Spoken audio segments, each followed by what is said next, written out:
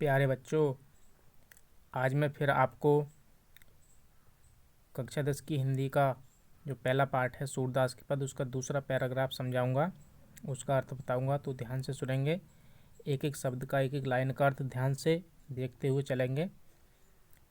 पहले पैराग्राफ का मैंने आपको कल अर्थ बता दिया था, आज दूसरे का देखेंगे। तो देखते हैं आगे क्या है।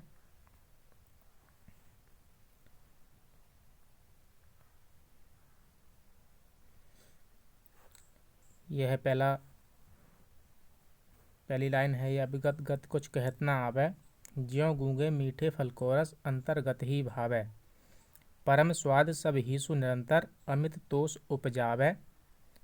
मन वाणी को अगम अगोचर, जाने जो पावै। रूप रेख गुण जाति जुगत बिनु, निरालंब कित धावै।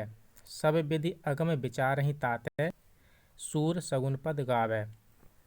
कल मैंने आपको बताया था कि जो सूरदास जी हैं उन्होंने इसको लिखा है और वो श्री कृष्ण के उपासक हैं, श्री कृष्ण की भक्ति में लीन रहते थे। तो उन्होंने जो भी रचनाएं की हैं वो श्री कृष्ण के बारे में ही की हैं। मैं आपको एक चीज़ और बता दूं, एक निराकार ब्रह्म होता है जिसे ईश्वर कहते हैं, जो किसी को दिखाई नहीं देता। और जो सूरदास जी थे वो श्री कृष्ण को मानते थे, इसलिए इन्होंने उन दोनों की तुलना इसमें की है। इन्होंने बताया अभिगत गति। अभिगत कहते हैं निराकार के लिए, जो निराकार ईश्वर है, जो किसी को दिखाई नहीं देता। गति कहते हैं स्थिति, यानी कि उस ईश्वर की स्थिति। कछु कुछ कहत ना आवे, मुझसे कहना नहीं आ रहा, या कोई उसके बारे में नहीं कह सकता। यानी कि जो निराकार ब्रह्म है, निराकार ईश्वर है, वह ईश्वर जो किसी को दिखाई नहीं देता है, उसके बारे में कुछ कहा नहीं जा सकता। क्योंकि वो जब दिखाई नहीं दे रहा तो उसके बारे में क्या कहा जाएगा कि वो कैसा है, कैसा दिखता है। तो यहाँ पर सूरदास जी ने कहा कि अवगत गति, यानी जो निराकार ईश्वर है उसकी स्थिति के बारे में कछु कहत ना आवे, मुझसे कुछ भी कहना नहीं आ रहा है। किस प्रकार, उसका उदाहरण दिया है अगली लाइन में। ज्यों गूंगे, गूंगे कहते हैं वह व्यक्ति जो बोल नहीं सकता। मीठे फल को रस, मीठे फल का रस, रस का मतलब यहाँ पर आनंद। जिस प्रकार कोई गूंगा व्यक्ति कोई मीठा फल खा रहा है और उसका जो आनंद है वह कभी दूसरे को नहीं बता सकता। क्यों? क्योंकि वह बोल ही नहीं सकता। अंतर्गत, अंदर ही अंदर, भावे का मतलब है भाता है, अच्छा लगता है। जिस प्रकार किसी गूंगे व्यक्ति को किसी फल का स्वाद अपने अंदर ही अंदर वह अनुभव करता है, दूसरे को नहीं बता सकता, उसी प्रकार जो निराकार ब्रह्म है उसके बारे में कुछ कहा नहीं जा सकता, केवल अंदर ही अंदर उसको महसूस किया जा सकता है। दूसरे को कुछ नहीं बताया जा सकता कि वो कैसा है। उसकी जो भक्ति है वो स्वयं ही जानी जा सकती है, किसी दूसरे को नहीं बताई जा सकती। किस प्रकार, जिस प्रकार कोई गूंगा व्यक्ति फल खा रहा है और उस फल का स्वाद कैसा है, वो कैसा लग रहा है, वो दूसरे को नहीं बता सकता। क्यों? क्योंकि वह बोल नहीं सकता, वह उसे स्वयं ही महसूस कर सकता है कि वो फल कैसा है। उसी प्रकार जो निराकार ब्रह्म की भक्ति है उसका आनंद केवल अंदर ही अंदर प्राप्त किया जा सकता है, किसी को बताया नहीं जा सकता, कुछ भी उसके बारे में कहा नहीं जा सकता। अगली लाइन देखेंगे। परम स्वाद सब ही सु निरंतर, अमित तोष उपजावे। परम कहते हैं बहुत बड़ा, बहुत ज़्यादा। स्वाद आप जानते ही हैं। सभी सु निरंतर, सभी के लिए लगातार, निरंतर कहते हैं लगातार। जो परम स्वाद है, परम स्वाद उसी ईश्वर की भक्ति के लिए कहा गया है, निराकार ब्रह्म की भक्ति के लिए कहा गया है। उसकी जो भक्ति का स्वाद है, उसकी भक्ति का जो आनंद है, वह सभी के लिए लगातार। अब आगे देखते हैं क्या है। अमित कहते हैं बहुत ज़्यादा, जो कभी कम ना हो। तोष, संतोष, उपजावे, उत्पन्न करता है। जो निराकार ब्रह्म का जो भक्ति का जो आनंद है वह किसी व्यक्ति के अंदर ही अंदर बहुत ज़्यादा संतोष उत्पन्न करता है। जो इसमें पहली लाइन बात बताई गई है कि दूसरे को नहीं बताई जा सकती, वो बात अंदर ही अंदर महसूस की जा सकती है। अगली लाइन देखेंगे। मन वाणी को अगम अगोचर, सो जाने जो पावे। मन वाणी अपने मन की वाणी के लिए। अगम अगोचर, अगम अगोचर है जिसे समझा नहीं जा सके, जिसे जाना नहीं जा सके, जिसके बारे में कुछ भी कहना संभव नहीं हो, उसके लिए कहा गया है। यानी कि जो निराकार ब्रह्म है उसे कोई भी कुछ नहीं जानता, वह केवल एक मन की वाणी को ही समझ सकता है। सो जाने, जो उसके बारे में जानता है, जो पावे वो ही उसको पा सकता है।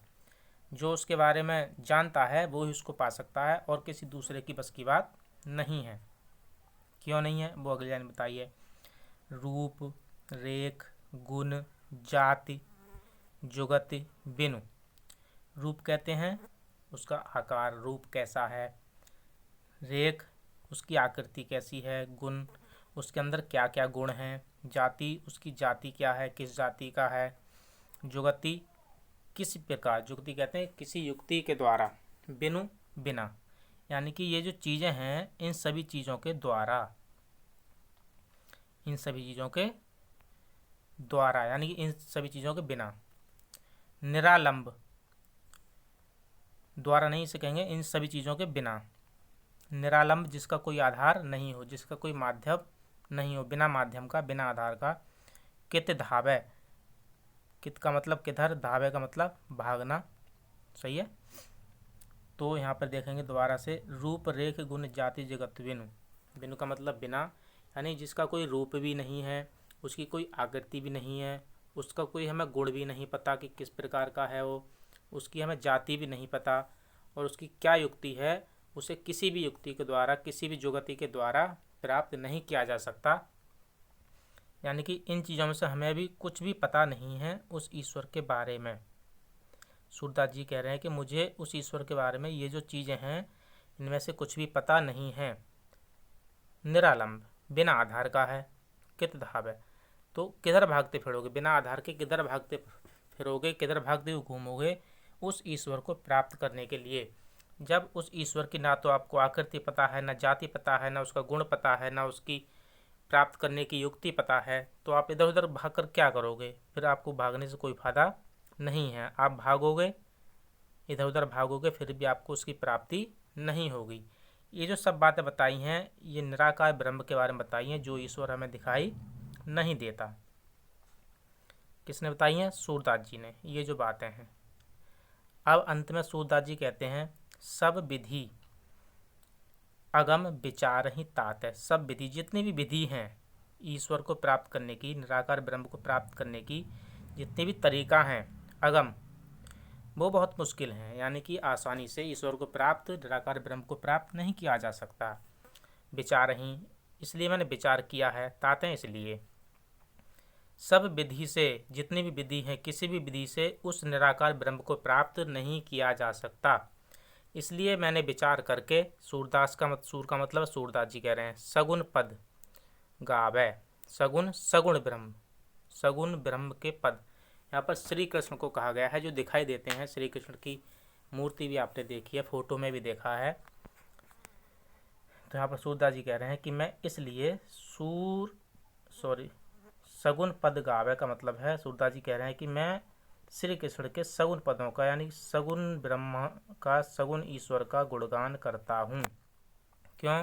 क्योंकि मैंने सभी विधि अपनाकर देख ली, मुझे किसी भी विधि से उस ब्रह्म की प्राप्ति नहीं हो रही, क्योंकि उसका ना तो हमें रूप पता है, ना उसकी आकृति पता है, ना गुण पता है, ना जाति पता है।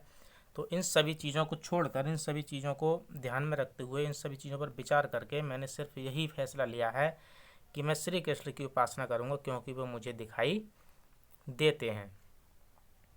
तो इसका मैंने अर्थ आपको बताया है। अब एक बार इसे देख लेंगे स्टार्टिंग से। अभिगत गति कुछ कहता है, जो निराकार ब्रह्म है उसके बारे में कुछ भी नहीं कहा जा सकता।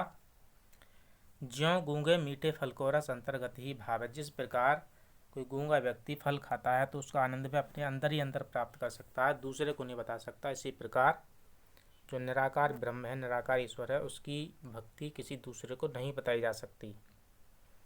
परम स्वाद सभी निरंतर अमित तो सुपजाव है। जो उस ईश्वर की भक्ति का आनंद है वह अंदर ही अंदर एक बहुत बड़ा संतोष उत्पन्न करता है। मन वाणी को अगम अगोचर सो जाने जो पावे। और उस ईश्वर की भक्ति को जो प्राप्त कर सकता है वो ही उसका आनंद प्राप्त कर सकता है। जो उसे जानता है वो ही उसका आनंद ले सकता है, कोई उसका आनंद नहीं ले सकता। रूप, रेख, गुण, जाति, जुगति बिनु निरालंबित धाव है। जिसका ना तो कोई रूप है, ना कोई आकृति है, ना कोई उसका गुण हमें पता है, ना उसकी जाति पता है, और उसे किसी भी युक्ति से हम प्राप्त नहीं कर सकते, तो हम बिना आधार के, बिना माध्यम के इधर उधर उसे प्राप्त करने के लिए भागकर क्या करेंगे? उसे किसी भी प्रकार भाग दौड़ करके प्राप्त नहीं किया जा सकता। सब विधि अगम विचार ही तातै, सूर सगुन पद गावै। सूरदास जी कह रहे हैं कि मैंने सभी तरीकों से, सभी विधि से उसे पाने का निश्चय किया, लेकिन मुझे उनकी प्राप्ति नहीं हुई, मुझे उनकी प्राप्ति करने में आनंद नहीं आया। इसलिए मैंने विचार करके सूर सगुन पद गावै, सगुन ब्रह्म यानी श्री कृष्ण की भक्ति करने का फैसला लिया है। मैं सिर्फ सगुन श्री कृष्ण की भक्ति करूँगा, क्योंकि ये बहुत आसान है, और निर्गुण ब्रह्म की प्राप्ति करना बहुत ही कठिन है, क्योंकि ये जो बातें हैं इनके बारे में कुछ भी पता नहीं है। तो बच्चों, ये वीडियो मैंने आपको बताई है, इसे ध्यान से सुने, 1-2 बार सुने, 3 बार सुने, 4 बार सुने, और इसका जो अर्थ है वो अपनी कॉपी में लिखें। अगले पैराग्राफ का अर्थ आपको कल बताया जाएगा।